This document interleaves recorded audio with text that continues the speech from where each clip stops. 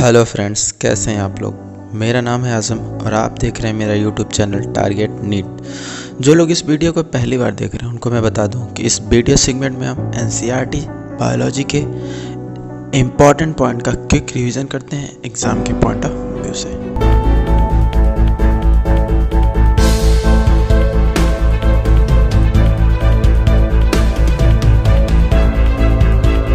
Hello friends, तो अगला chapter जो हम रिवीजन करेंगे क्लास 12th एनसीईआरटी बायोलॉजी का चैप्टर नंबर 16 इन्वायरमेंटल इशू। इसमें जो डाटा है एग्जाम में डिट्टो आ जाते हैं, direct to direct, line by line.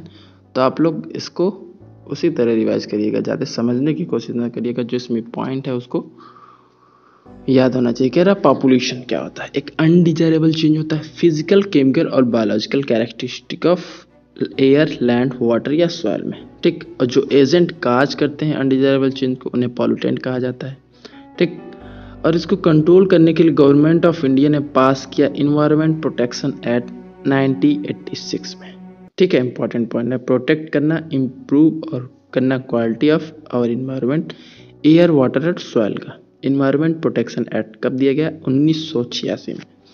ठीक है, कह रहा एयर पॉल्यूशन और इसके कंट्रोल की बात आती है। एयर पॉल्यूटेंट जो होते हैं अफेक्ट करते हैं मेनली हमारे रेस्पिरेटरी सिस्टम, ह्यूमंस और एनिमल के। ठीक है, कह रहा हार्मफुल इफेक्ट जो होता है डिपेंड करता है इसके concentration of pollutant, duration of exposure और ऑर्गेनिज्म क्या है जिसपे ये अफेक्ट कर रहा है। कह रहा स्मोक स्टैक जो होता है थर्मल पावर प्लांट का। ठीक, स्मेल्टर और अदर इंडस्ट्री रिलीज करती है पार्टिकुलेट और गैसियस एयर पॉल्यूटेंट जो होता है हार्मलेस होता है।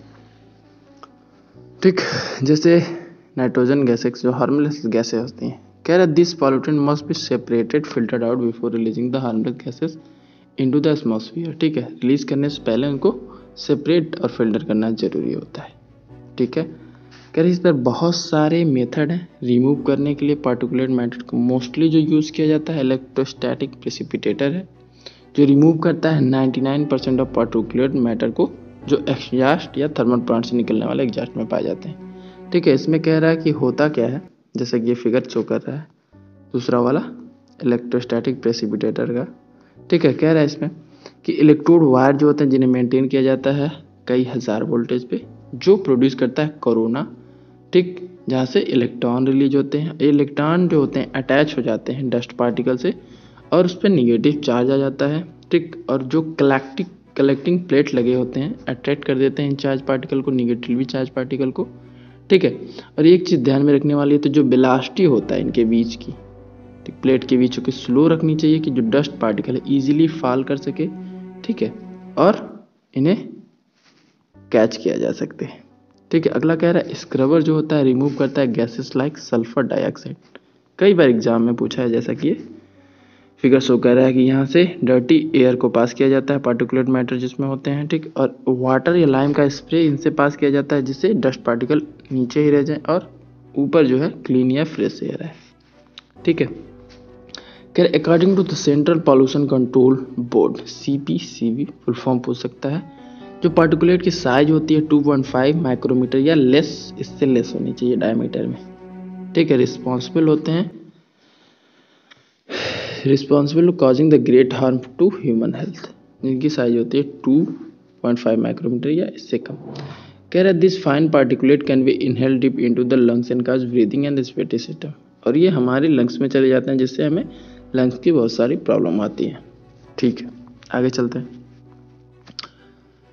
कह रहा प्रॉपर मेंटेनेंस और ऑटोमोबाइल का यूज़ किया जाए लेड फ्री पेट्रोल, डीजल, जिससे रिड्यूस किया जा सकता है पॉल्यूटेंट को। कैटालिटिक कन्वर्टर होता है जिसमें एक्सपेंसिव मेटल यूज़ किए जाते हैं, प्लैटिनम, पैलेडियम, रोडियम, एक कैटलिस्ट की तरह जो काम करते हैं। फिट किया जाता है इनको ऑटोमोबाइल में जिससे पॉइजनस गैस का जो इमिशन हो रिड्यूस हो सके। कह रहा है जो एग्जॉस्ट पास होता है कैटालिटिक कन्वर्टर में, तो अनबर्न्ड हाइड्रोकार्बन होते हैं, जो अनबर्न्ड हाइड्रोकार्बन होते हैं, इनको चेंज किया जा सकता है कार्बन डाइऑक्साइड और वाटर में।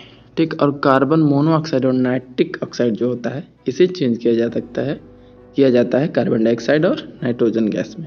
इसी तरह कह रहा है जो मोटर इक्विप होते हैं कैटालिटिक कन्वर्टर में, इनके में अनलेडेड पेट्रोल का यूज़ करना चाहिए, क्योंकि जो लेड होता है इनएक्टिवेट कर देता है कैटलिस्ट या प्लेटियम, पैलेडियम और रोडियम जैसे कैटलिस्ट को। ठीक है, आगे चलते हैं, कह रहे इंडिया में एयर प्रोटेक्शन और कंट्रोल ऑफ पॉल्यूटेंट एक्ट आया 1981 में, ठीक। कह रहा बट वाज अमेंडेड इन 1987 में इन्हें मान्यता दी गई है, जिसके में 1987 में इंक्लूड किया गया इसमें नॉइज को भी एक एयर पॉल्यूशन की तरह, ठीक। नॉइज क्या होता है? एक अनडिजायरेबल चेंज होता है, हाई लेवल ऑफ साउंड होता है, ठीक।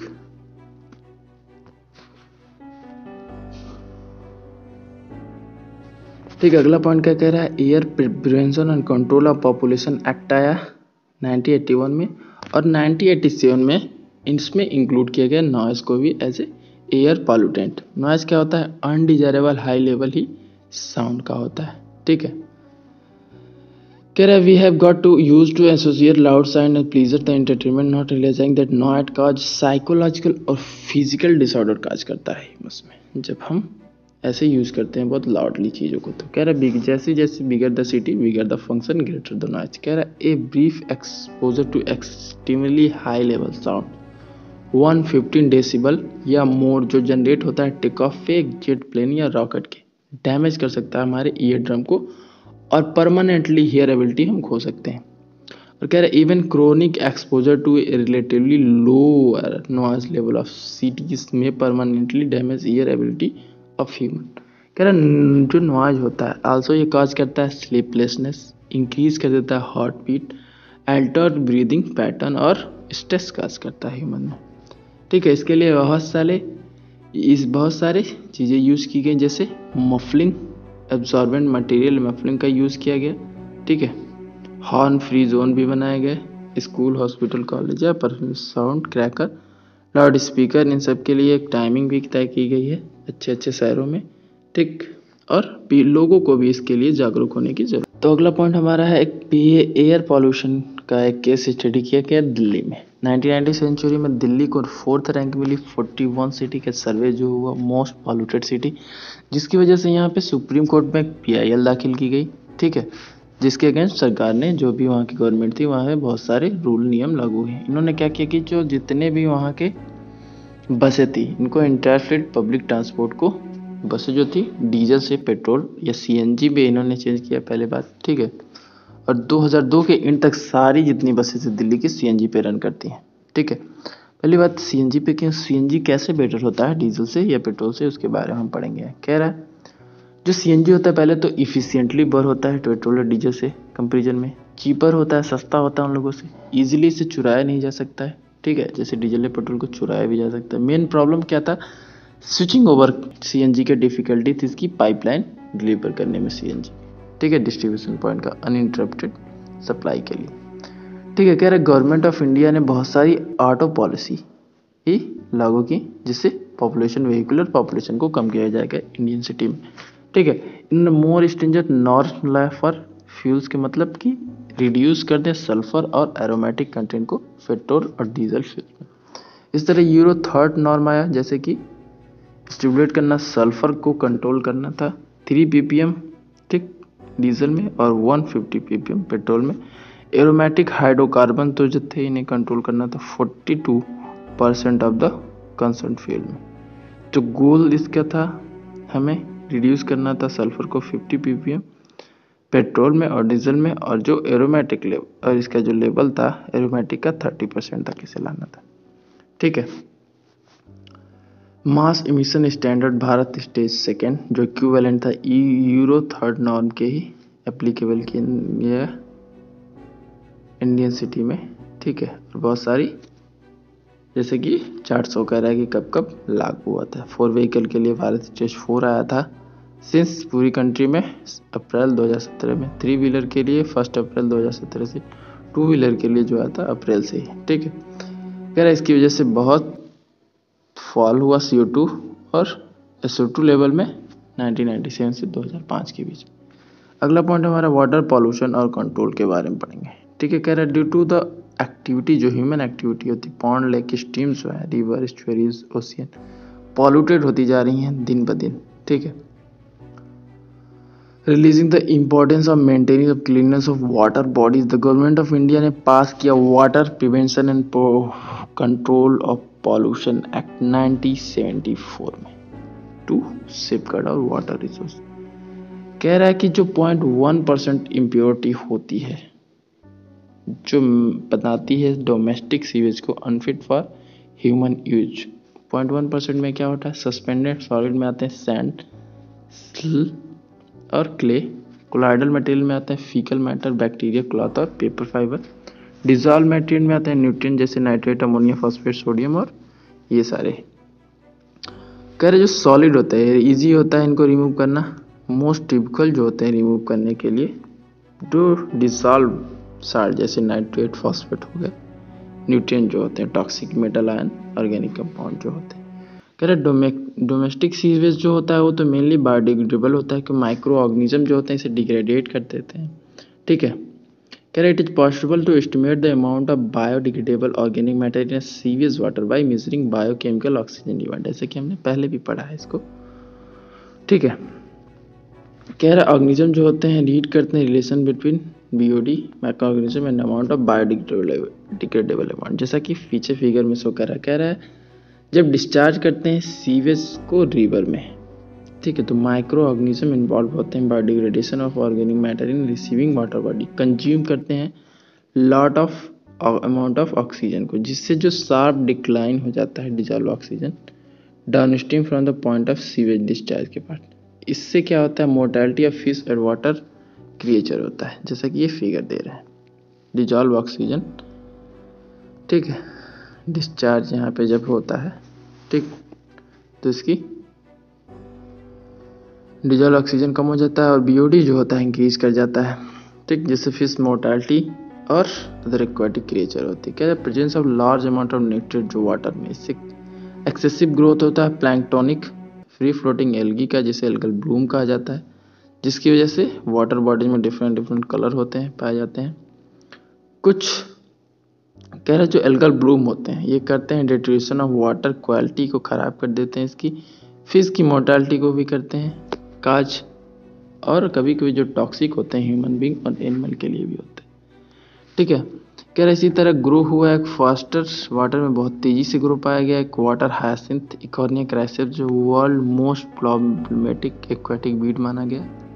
ठीक है, जिसे टेरर ऑफ बंगाल के नाम से भी जाना जाता है। कह रहा है they grow abundantly in a eutrophic water body and lead to an imbalance in the ecosystem dynamic of water body। कह रहा है जो सीवेज होता है हमारे घरों से या हॉस्पिटल से, जैसे जिसमें बहुत सारे अनडिजायरेबल पैथोजेनिक माइक्रो ऑर्गेनिज्म होते हैं, जब इसका डिस्पोजल किया जाता है वाटर में विदाउट प्रॉपर ट्रीटमेंट, जिसकी वजह से बहुत सारे डिजीज काज होते हैं, डिसेंट्री, टाइफाइड, जॉन्डिस, कलरा, जो कि हमारे देश में बहुत सारा देखा जा सकता है। कह रहा है कि डोमेस्टिक सीवेज को छोड़ के जो वेस्ट वाटर होता है इंडस्ट्री से, जैसे petroleum, paper manufacturing, metal extraction और प्रोसेसिंग वगैरह, जहाँ बड़ी बड़ी कंपनियाँ होती हैं, वहाँ से जो हैवी मेटल्स होते हैं जिनकी डेंसिटी ग्रेटर देन 5 ग्राम पर सेंटीमीटर क्यों पाई जाती है, जैसे mercury, cadmium, copper, lead, variety of organic compound जो होते हैं, और कुछ टॉक्सिक सब्सटेंस पाए जाते हैं इसमें, जिसकी वजह से एक बायोलॉजिकल मैग्निफिकेशन होता है एक्वाटिक फूड चेन जो होता है में। ठीक है, कह रहा है बायो मैग्निफिकेशन क्या होता है, इंक्रीज कर जाता है इन सब का कंसंट्रेशन, एक सक्सेसिव ट्रॉफिक लेवल में बढ़ता जाता है इनका कंसंट्रेशन, जो टॉक्सिक सब्सटेंस होते हैं। ठीक है, क्योंकि ऐसा क्यों होता है, टॉक्सिक सब्सटेंस जो होते हैं एक्यूमुलेट होते रहते हैं और मेटाबोलाइज नहीं होते हैं, एक्सक्रीशन नहीं होता है, इसकी वजह से ये पास होते रहते हैं एक लेवल से दूसरे लेवल पे। ठीक है, this phenomena is well known as mercury and DDT के लिए जाना जाता है। कह रहे जो बायो मैग्निफिकेशन ऑफ डीडीटी देखा गया एक्वाटिक फूड चेन में, इसमें जो कंसंट्रेशन इंक्रीज करता है सक्सेसिव ट्रॉफिक लेवल में 0.003 ppm या pp पार्ट पर बिलियन कहा जाता है, और रीच ये पहुंच जाता है 25 ppm पार्ट पर मिलियन एक फिश ईटिंग बर्ड में मैग्निफिकेशन के द्वारा।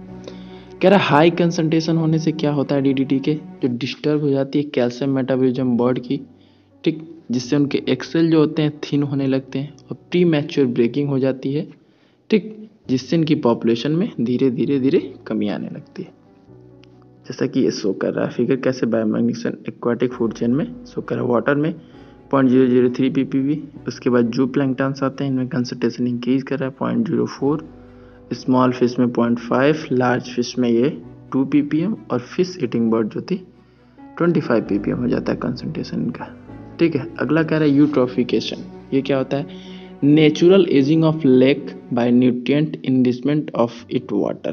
कह रहा है एक यंग लेक है, वाटर जो होता है इसका पहले साफ सुथरा होता है, कोल्ड होता है, जिसमें बहुत कम लिटिल लाइफ सपोर्ट करती है, लेकिन समय के साथ साथ ये इसमें न्यूट्रिएंट क्वालिटी बढ़ती जाती है, लेकिन फर्टिलिटी बढ़ जाती है, बहुत सारे प्लांट्स पाए जाते हैं। ठीक है, और कह रहा है जैसे जैसे ये सब बढ़ते जाते हैं समय के साथ, जब इनकी डेथ होती है तो वो उसके बॉटम पे ही एक्यूमुलेट होने लगते हैं। ठीक है, जिससे बाद में कुछ समय बाद जो लेक होता है सैलोअर होता जाता है, वार्मर होता जाता है।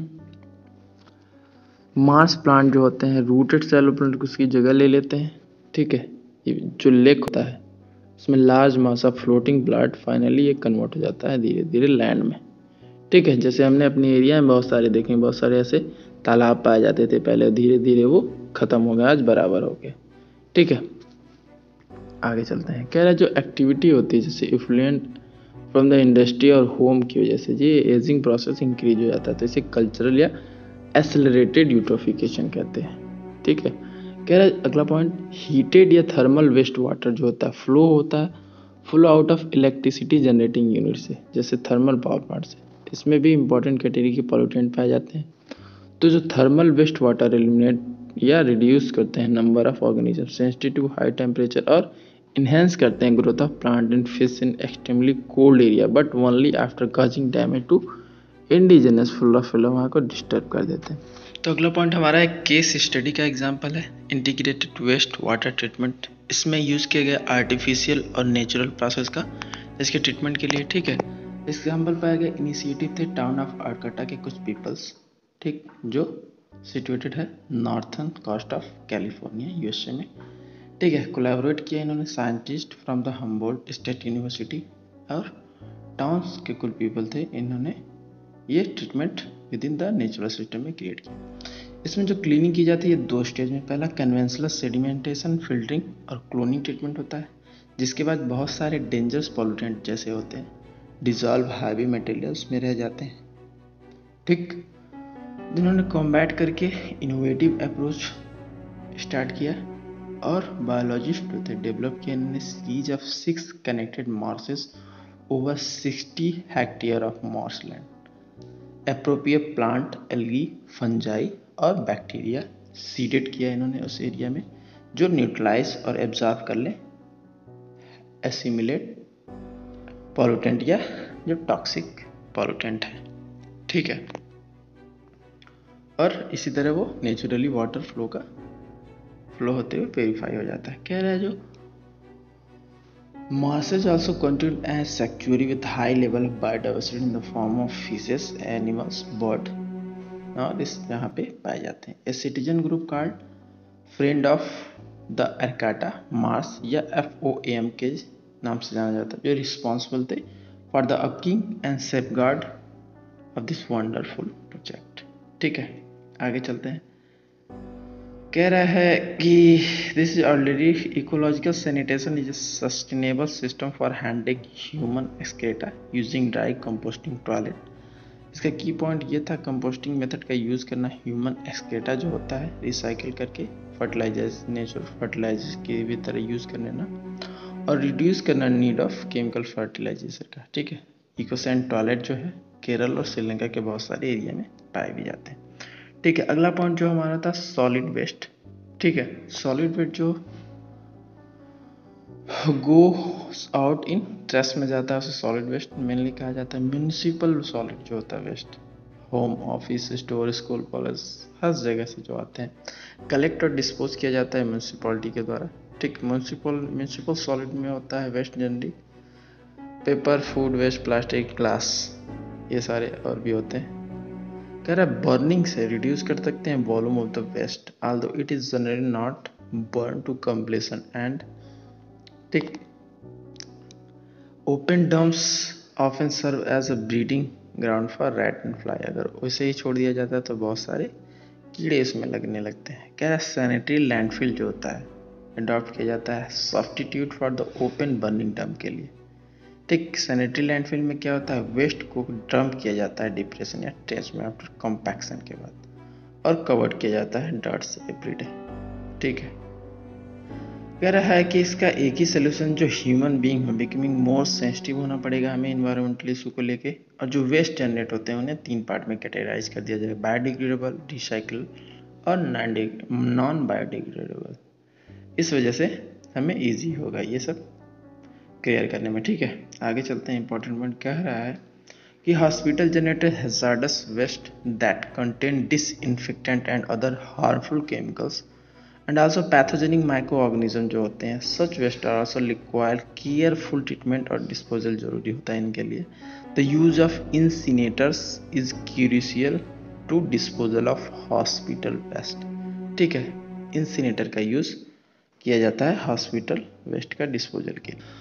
अगला पॉइंट में कह रहा है इरिपेरेबल कंप्यूटर्स और इलेक्ट्रॉनिक के जो वेस्ट होते हैं, ई वेस्ट कहा जाता है। मेनली जो होता है ई वेस्ट जनरेट होता है डेवलप कंट्री में, इसे एक्सपोर्ट कर जाता है डेवलपिंग कंट्री में, जो इसमें मेटल्स वगैरह पाए जाते हैं। ठीक है, कॉपर, सिल्वर, आयरन, सिलिकॉन, निकल, गोल्ड, जिनका रिकवर किया जा सके रिसाइकलिंग प्रोसेस में। इसमें बहुत सारी दिक्कतें भी आती हैं कि डायरेक्ट एक्सपोज करते हैं, ठीक है, जो वर्कर्स होते हैं, तो दिक्कत भी आ जाती है। कह रहा है recycling is the only solution for treatment of e waste. ठीक है, प्लास्टिक वेस्ट का एक एग्जांपल यहाँ पे हम देखेंगे, केस स्टडी पाया गया है। कह रहा है जो अहमद खान होते हैं, एज 56 ईयर की, ठीक है, ये प्लास्टिक सैक का बिजनेस करते हैं लास्ट 20 ईयर से। ठीक है, कह रहा अबाउट 8 ईयर हो इन्होंने रियलाइज किया कि प्लास्टिक जनरली एक रियल प्रॉब्लम है। कह रहा है एक पॉलीब्लेंड, एक fine powder of recycle modified plastic होता है जो इनकी कंपनी ने डेवलप किया। इसको मिक्स किया गया बिटुमेन के साथ और यूज़ किया गया रोड के बनाने में। इन्होंने कोलैबोरेशन किया RV college of engineering and Bangalore city corporation के द्वारा। ठीक है, इस तरह इन्होंने बेंगलोर में 40 किलोमीटर रोड बनाया। 2002 की एक केस स्टडी है। ठीक है, कह रहा है जो इससे होता क्या है, इन्हेंस जो बिटुमेन जो होती है, पॉलीमेंट और बिटुमेन जो होती है यूज की, enhance the bitumen water repellent property और इंक्रीज करती है रोड की लाइफ को 3 गुना। ठीक है, इन्होंने प्लास्टिक बैग जो उस समय 0.4 kg पर kg चल रहा था, जो कबाड़ी वाले वगैरह होते हैं बच्चे, तो इन्होंने 6 रुपये पर kg ऑफर किया और इस तरह के वहाँ पे बेंगलोर में प्लास्टिक की कमी पड़ गई थी। ठीक है, आगे चलते हैं। कह रहा है एग्रोकेमिकल और ट्री इफेक्ट और इसके इफेक्ट देखते हैं। केस स्टडी के बारे में पढ़ेंगे यहाँ पे। ऑर्गेनिक फार्मिंग, कह रहा है इंटीग्रेटेड ऑर्गेनिक फार्मिंग जो होता है साइक्लिकल प्रोसेस होता है जिसमें जीरो वेस्ट प्रोसीजर यूज किया जाता है। इसमें कि जो वेस्ट प्रोड्यूस होता है एक प्रोसेस में, उसका साइकिल करके इन्हें न्यूट्रिएंट फॉर्म में दूसरे प्रोसेस में यूज कर लिया जा सकता है, जिससे मैक्सिमम यूटिलाइजेशन होता है रिसोर्स का और इंक्रीज करती है efficiency of production. Ramesh Chand Dagar एक फार्मर थे सोनीपत में, इन्होंने ऐसा ही कुछ किया। इन्होंने इसमें बी कीपिंग किया, dairy management, water harvesting, composting और एग्रीकल्चर को एक चेन प्रोसेस में किया। ठीक है, there is no need to use chemical fertiliser for crop as a cattle etcetera, और डंक्स जो होता है इन्होंने यूज किया मैन्योर के फॉर्म में। क्रॉप वेस्ट जो होता है यूज किया, इन्होंने क्रिएट किया कंपोस्ट जो नेचुरल फर्टिलाइजर की तरह यूज किया, और जनरेट किया इन्होंने नेचुरल गैस एनर्जी यूज के लिए। ठीक है, इसी तरह इन्होंने क्रिएट किया, डागर ने क्रिएट किया हरियाणा किसान वेलफेयर क्लब, जिसमें प्रेजेंट टाइम में 500 से 5000 से ज़्यादा फार्मर्स हैं। ठीक है, रेडियो एक्टिव वेस्ट के बारे में पढ़ने कह रहे, जो इसके साथ एक दिक्कत है न्यूक्लियर यूजेज के साथ कि इसका लीकेज अगर जहाँ हो जाता है तो प्रॉब्लम हो जाती है। फर्स्ट एक्सीडेंटल लीकेज पाया गया था 3 माइल आइसलैंड कंडीशन, और दूसरा जो था चेरनोबिल इंसिडेंट में एक सेफ डिस्पोजल ऑफ रेडियोस्टिक नहीं होने से होता है।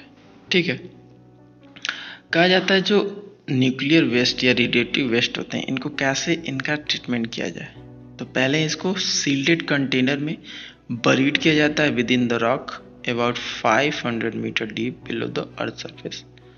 यही इसका एक मेथड इजीली। अगला कह रहा है ग्रीन हाउस इफेक्ट और global warming. Green house effect जो होता है नेचुरली अकलिंग फिनोमेना है, रिस्पॉन्सिबल होता है हीटिंग ऑफ अर्थ सरफेस और एटमॉस्फेयर। ठीक है, जैसा कि ये फिगर शो कर रहा है, इसको आप देख लीजिए।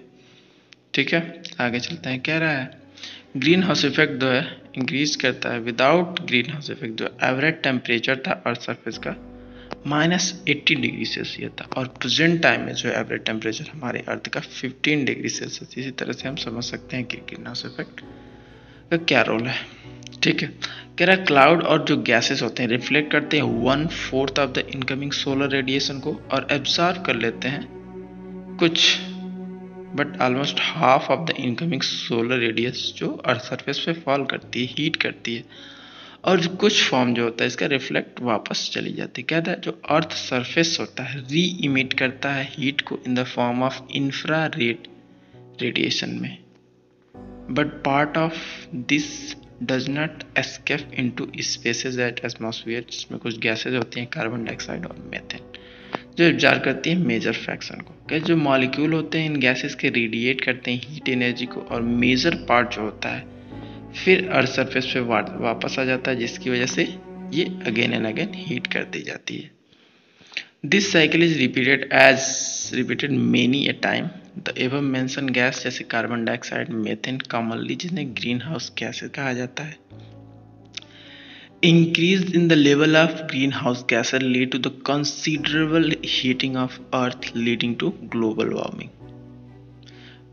ठीक है, जैसा कि ये रेशियो शो कर रहा है कि कौन सी गैसेस का रेशियो कितना है, 60% कार्बन डाइऑक्साइड, 20% मैथेन, क्लोरोफ्लोरोकार्बन 14% और N2O जो नाइट्रस के ऑक्साइड होते हैं 6% कवर करते हैं ग्रीन हाउस गैसेज में। ठीक है, कह रहा है during the past century the temperature था अर्थ का इंक्रीज किया 0.6 degree Celsius most of during at least 3 decade में। साइंटिस्ट बिलीव करते हैं the rise in temperature is leading to deleterious change in the environment, जिससे ऑड इन क्लाइमेटिक चेंज हो रहा है, जिसे A1 नीनो इफेक्ट या एल नीनो इफेक्ट के भी नाम से जाना जाता है, जिसमें इंक्रीज करती है melting of polar ice cap as well other place like Himalaya snow cap.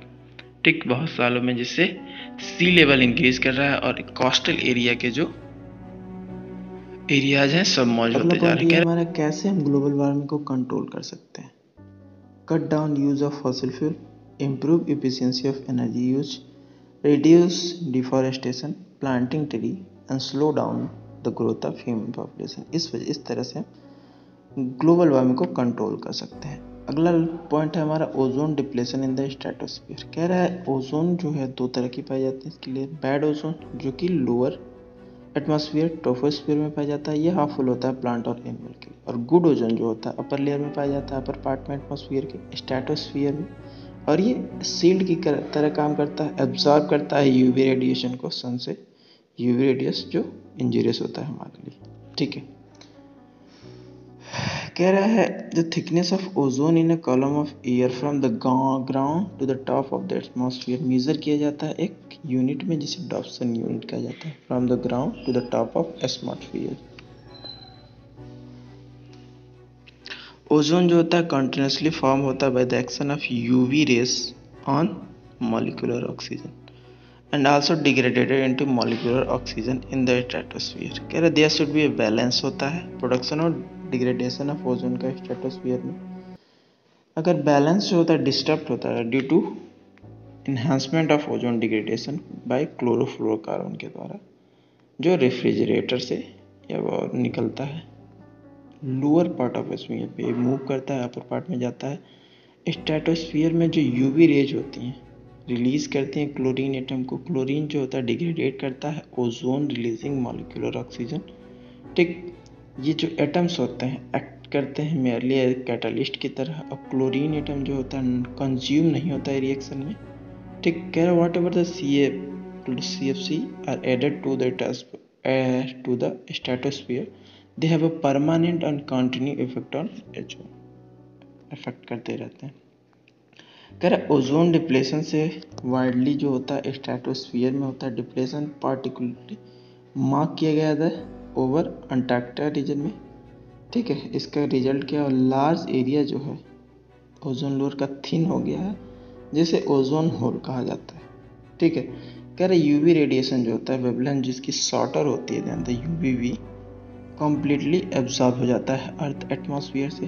ठीक, given that the ozone layer is intact. कह रहा है बट यूवीबी डैमेज करती है DNA और म्यूटेशन जिसकी वजह से होता है। एजिंग ऑफ स्किन होती है, डैमेज करती है स्किन सेल को, और वेरियस टाइप के स्किन कैंसर होते हैं। कह रहे ह्यूमन की आई में कॉर्निया एब्जॉर्ब करता है यूवीवी रेडिएशन को, और हाई डोज जो होता है यूवीवी कॉज करता है इन्फ्लेमेशन ऑफ कॉर्निया, जिसे स्नो ब्लाइंडनेस कहते हैं, कैटैरेक्ट करता है, और परमानेंटली डैमेज भी कर सकता है कॉर्निया को।